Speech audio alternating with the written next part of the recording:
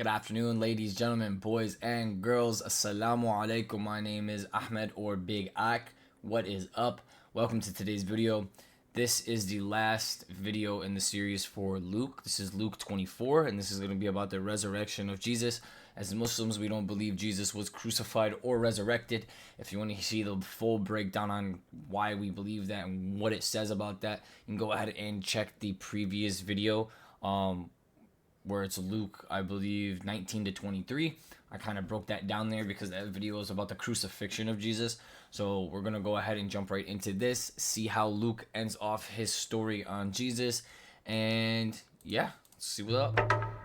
If you guys want to see previous videos or, just previous videos. We've been looking at the story of Jesus as it's told in Luke's gospel. It begins with the arrival of an unlikely king born in poor, humble circumstances. This is a recap. Then we saw Jesus as a teacher and prophet. He went throughout Israel calling people to a radical way of life, where enemies become friends, the poor are cared for, where people find forgiveness for their failures. He went from town to town inviting people to follow him and live under God's reign in this upside-down way. And he did many signs and wonders, so many Israelites began to hope that he would rescue Israel from the Romans and set up a new kingdom of peace and justice. In short, that he would bring the kingdom of God.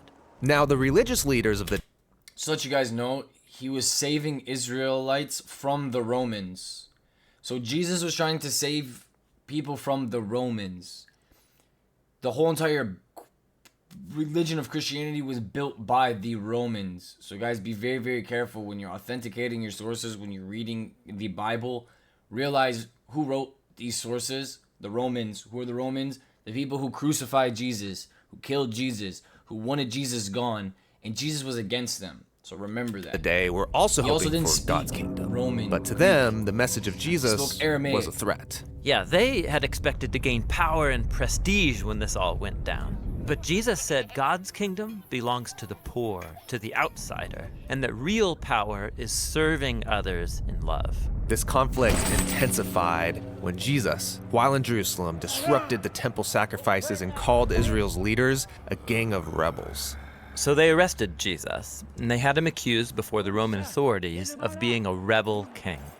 He was handed over for execution, even though he was innocent. Then he was taken outside the city and put to death on false charges. This brings us to the final section of the Gospel of Luke. There was a religious leader named Joseph who opposed Jesus' execution and then requested to be given his body so he could bury Jesus in a nearby tomb. And then, a couple of days later, some women who had followed Jesus came to visit that tomb, and they found it open and empty. And they encountered these mysterious figures telling them Jesus was alive from the dead. So they run away terrified. Nobody believes their report. I mean, he can't be alive. They all saw him die. Now, just outside of Jerusalem, a pair of Jesus' followers were leaving the city, traveling on a road to a town called Emmaus, and they were sad and confused about everything that had happened. Then Jesus shows up, walking alongside them, but they don't know it's him. Yeah, that's weird. Why couldn't they recognize him? Yeah, it's an odd but really significant image for Luke. They're blind to Jesus for some reason. So Jesus asks them, "What are you guys talking about?" And they begin to tell him about Jesus, a powerful prophet who they expected would rescue Israel, but was instead executed.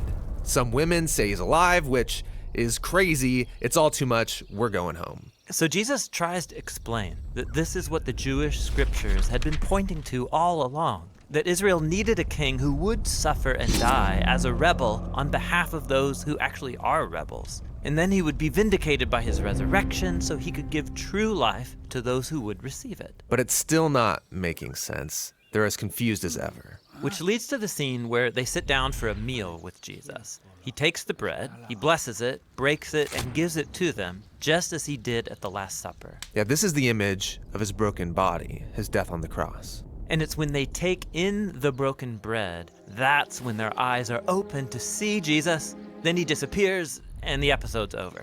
So this is a story about how it's hard to see Jesus for who he really is. Yes, this is brilliant. I mean, how could God's royal power and love be revealed through this man's shameful execution? How could a humble man become the king of the world through weakness and self-sacrifice? It's very hard to see.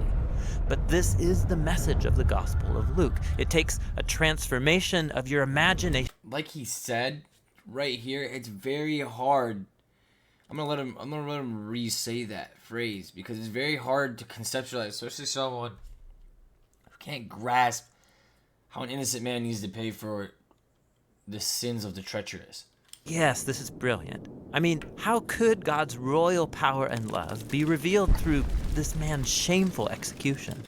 How can God's royal power and love be revealed through Jesus' shameful execution? Exactly. How could a humble man become the king of the world through weakness? And How could a humble man become king of the world through weakness? Why would we shame him? Why would we kill him for these sins of the wicked, for these royal kings, for these disgusting people? self-sacrifice. It's very hard to see.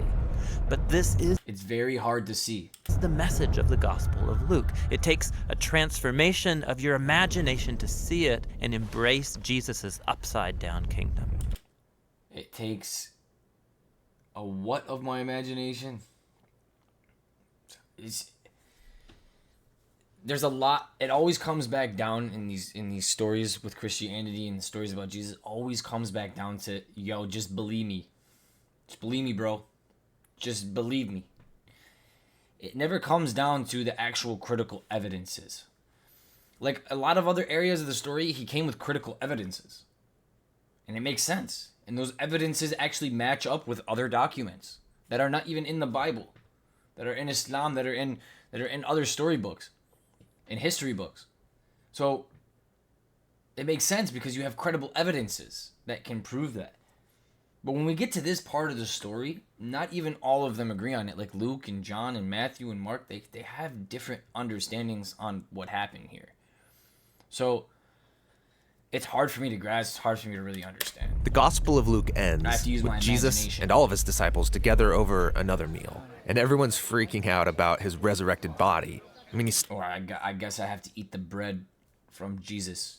Like Jesus has to break bread for me, and I have to eat it for me to then see. still a Maybe I'm just human, lying but way until more. I eat bread. Yes, he's passed through death and come out the other side, a walking, talking piece of new creation.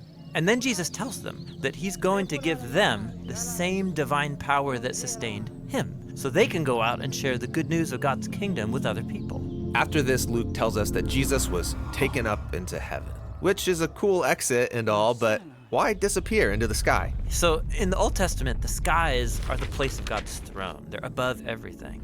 So this is Luke's way of showing that Jesus has been enthroned as the divine king of the whole world. His followers stay in Jerusalem, worshiping God and Jesus, waiting for this new power, and this is where the gospel ends. Now, Luke is going to write about how they receive this power and take the news out into the world, and that's what his second volume, the Book of Acts, is all about.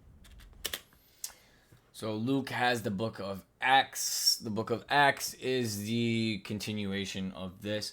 We'll go ahead and get into that later on. I really, really like the Luke series. Luke series was awesome. Kind of painted a really nice picture of what the story was, what Luke believed happened, and what happened to Jesus over here in the Bible. The resurrection, I don't believe because I'm Muslim. The crucifixion, I don't believe because I'm Muslim. Now, is it possible from a Muslim perspective? Did Jesus get crucified? Was he put up on the cross? Yeah, he could have been put up on the cross. Did he die? No. Maybe he escaped from that area because the rock was moved, right? We also believe the rock was moved. So he had exited. The rock was moved. He exited. People saw him. He had conversations with people. And then God lifted him. Who was to say that he died? Stopped breathing. Like, did he go to a hospital and someone, pronounced him dead? Why would he be pronounced dead if he was still on the cross? Didn't they take him down because it was Passover? If I'm not mistaken. Didn't they take him down because it was Passover, put him in the cave, and then put the rock in front of the cave? And when they came back, the rock was moved and Jesus was gone. So I don't necessarily believe that Jesus died. I believe that Jesus never died. And Jesus is to come back at the end of the times, and he is the Messiah. If you want to hear more about why I believe that or what is going on with that story, you can go ahead and check the last video, Luke 19 through 23, where we talk about the crucifixion of Jesus and why Muslims don't believe in the crucifixion of Jesus. But awesome series. Thank you so much, Bible Project. You guys need to go check out this channel. You need to go subscribe to this channel and leave a like on all their videos. We're going to go ahead and hop into some other videos from their channel later on. This was really, really awesome experience. I really liked hearing it. I really like seeing the stories, not just reading them or hearing them. And yeah, thank you guys so much for watching. If you like the video, leave a like, comment your thoughts down below, and subscribe so you never miss another one. If you want to see previous videos from this series, you can go ahead and check the description below. Until next time, peace and blessings, and bye-bye.